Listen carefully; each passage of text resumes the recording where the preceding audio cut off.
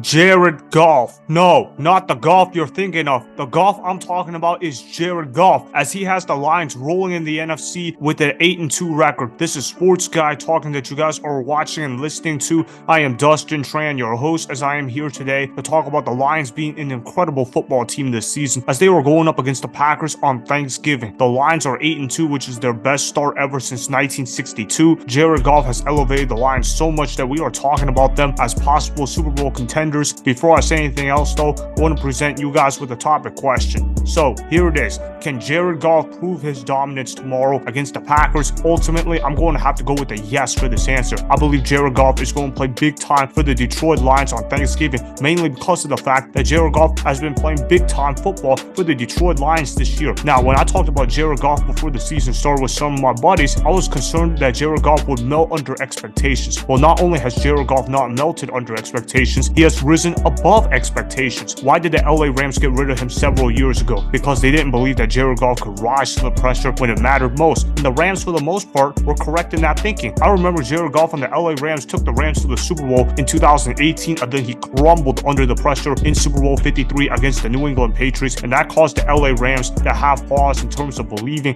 in Jared Goff. Yes, they gave him a massive contract extension at the time, but it's not like Sean McVay believed in Jared Goff like that, because after Jared Goff got that contract extension, his play fell off in 2019 and 2020, and that caused Sean McVay to think, I gotta go ahead and get rid of Jared Goff. I don't think I can win a Super Bowl with this guy. Let me go ahead and try to get Matthew Stafford, a guy that was considered to be an upgrade at the quarterback position. I know that wasn't a popular take for a lot of people, but I was actually one of the rare people that believed that Matthew Stafford was going to be an upgrade over Jared Goff. And guess what? Sean McVay was proven absolutely correct in 2021 when Matthew Stafford won the Rams a Super Bowl with this great play in the NFL playoffs. The LA Rams ended up winning a Super Bowl as they defeated the Cincinnati Bengals by the score of 23-20. He threw the game-winning touchdown pass to Cooper Kupp in the game-winning drive in the Super Bowl, so that elevated the Rams big time. Meanwhile, Jared Goff was struggling for the Detroit Lions as he had led the Lions to the worst record in the NFC, and it was the second worst record in the entire NFL. Had the 2022 NFL draft class had a strong QB class, Jared Goff likely would have been replaced as the starting quarterback for the Detroit Lions. Well, good thing that there wasn't a good quarterback class for the 2022 draft class, because the Detroit Lions were able to invest in their defense and improve their offensive line. And ever since the offensive line has improved for the Detroit Lions, Jared Goff has looked like a completely different quarterback. You want to talk about Jared Goff in his last 20 games? Well, the dude has been an absolute baller for them. He has won 16 games. He's only lost 4 of them in his last 20 starts. He even beat Patrick Mahomes and the Chiefs on opening night. I mean, who does that? And Jared Goff went out there and played with extreme confidence. The Detroit Lions in 2022, they started out with a 1-6 record. They ended up winning 8 out of their last 10 games. They finished the year 9-8. They probably would have gotten to the playoffs had they just gotten a little bit more help to end the year. Now, this year in the week NFC, the Detroit Lions have continued the momentum that they built from last season, and now they're 8-2 in the NFC. Now they got the number 2 seed in the NFC, and now they get a chance to go up against a Packers team where they've owned the Lions historically on Thanksgiving. But the Packers owning the Lions on Thanksgiving is going to end this year, because I got the Detroit Lions balling out. I got them playing good football. I got Jared Goff playing an efficient game. He's going to throw at least 2 touchdowns in the game.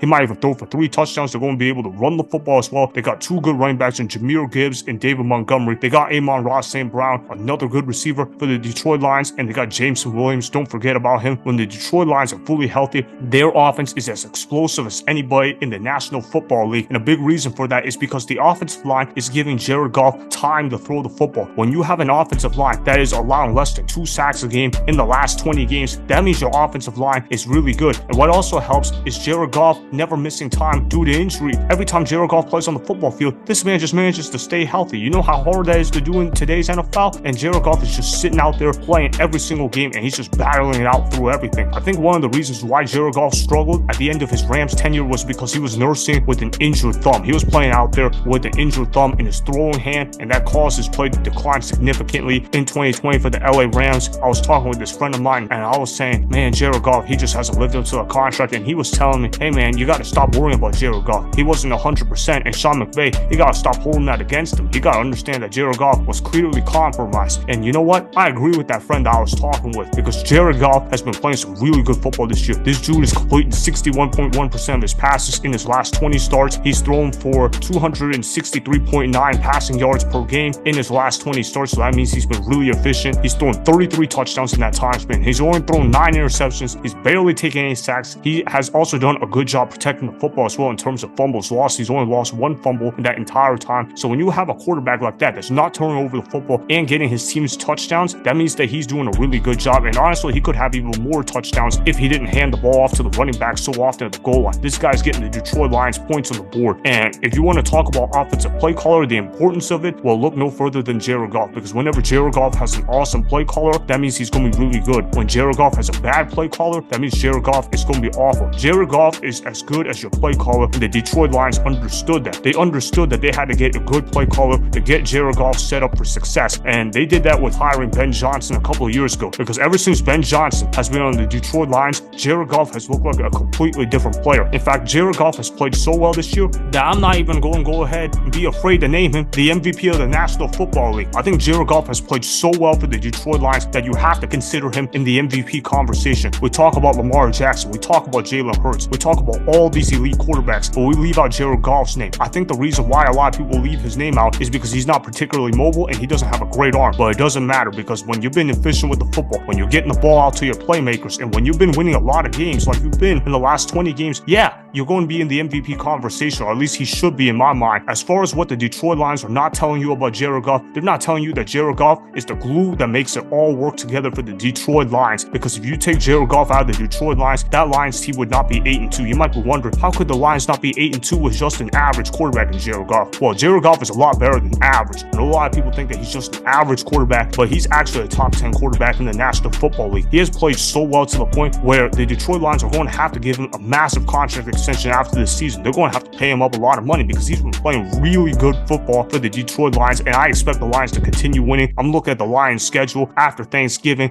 After they play the Packers, they play the Saints, they play the Bears, they play the Broncos, they play the Vikings, they play the Cowboys, and they play the Vikings. And honestly, the Cowboys game is the only game where I'm like, oh yeah, the Lions, they can't win that game. But every other game on that schedule, you're thinking the Detroit Lions could absolutely win out. I'm not saying they're going to win out because it is the Lions we are talking about. They are a cursed franchise for a reason. But when you talk about the Detroit Lions this year, this feels like a different Lions team. You think about the pass rush of Aiden Hutchinson, and you have to be pretty amazed with what the Lions have been doing on the defensive end of the field. They've improved significantly on that side of the ball. The Detroit Lions this year are doing what I basically expected the Washington Commanders to do this year. I expected the Washington Commanders to be the NFL's biggest surprise team, and obviously that didn't happen. I thought it would happen because I thought Sam Howell would be a really good quarterback, and I thought that the coaching would at least be solid enough to help guide that, and they would win a lot of close games, but they haven't been able to do that. Instead, the NFL's biggest surprise team this year in the NFC is the Detroit Lions, and they've been winning because Jared Goff's been playing really good. Their defense has stepped up. Dan Campbell, he's obviously got to be in the conversation for Coach of the Year, and they've got the best offensive line in terms of offensive coordinator position and all of football in Ben Johnson. That guy absolutely needs to be a head coach in the National Football League. This guy has gotten Jared Goff to play some MVP caliber football. Jahmyr Gibbs, David Montgomery, those two running backs in Detroit, they've been really good running the football. They obviously got Laporta, the tight end. He has been a really good asset to use in the receiving game. He's just a rookie tight end, but damn it, he looks like the next coming of Rob Gronkowski. That's how good Sam Laporta has been. And then, of course, you got the two receivers in Detroit, so they've been playing really good as well. And defensively, yeah, they're inconsistent, but they got playmakers on that side of the field. They got Brian Branch, a really underrated safety. They got Aiden Hutchinson, a premier pass rusher in the National Football League. It's crazy that Aiden Hutchinson is only in his second year in the NFL, considering the fact that he is already really good at the game of football. Aiden Hutchinson just plays like a 10-year veteran, but he's actually in his second season. And to see Aiden Hutchinson take over games on the defensive side of the field, that just makes me amazed. Obviously, the Detroit Lions, they're going to show up against the Green Bay Packers. I got that game being a blowout. I think the Detroit Lions, they're going to beat the Green Bay Packers by the score 31-10. I think Jared Goff, he's going to be a really good player. He's going to throw 3 touchdowns. He might turn it over one time, but even if he doesn't turn it over, it doesn't matter either way. Turn it over, don't turn it over, I don't really care. He's not going to turn it over more than once if he does turn it over, but I got Jared Goff scoring 3 touchdowns. Jahmyr Gibbs or David Montgomery, they'll score another touchdown on the ground, and the Lions will get a field goal. And as for Jordan Love, yeah, I like the guy a lot, but I don't expect him to keep up against this Lions team. I don't think this game's going to be even competitive. I think this is a game where the Detroit Lions are going to make their announcement to the national stage that they're for real and that they need to be in the conversation for Super Bowl contention from the NFC side, because they've been playing really good football, and a lot of people need to be paying more attention to the Detroit Lions. Start listing Jared Goff as an MVP candidate because the guy has played really good football for them, and the Lions are going to continue playing good football. It's that simple to me. So that's why Jared Goff will end up owning the Packers tomorrow on Thanksgiving, as the Lions will beat the Packers by the score of 31-10. Remember, go ahead and subscribe to Sports Guy Talking, like the video, and please comment down below. If you guys do that, I'm going to shout you guys out out in my Instagram story every Monday. That'll be for the Dustin Tran Instagram account. Make sure to follow me on Instagram at Dustin Tran and at Sports Guy Talking. Also, go follow me on Twitter at Dustin Tran. Again, go ahead and do those things that I just told you guys to go do. Hopefully, you guys enjoyed the content that was just produced. Peace out. I hope you enjoyed that video. Want more Sports Guy Talking, the home of great sports content? Make sure you click that subscribe button to get the latest from Sports Guy Talking. Go ahead and like the video, comment down below, check the description box on the video in order to follow my Instagram and Twitter. Also, be sure to check out more of the best clips from the YouTube channel Sports Guy Talking.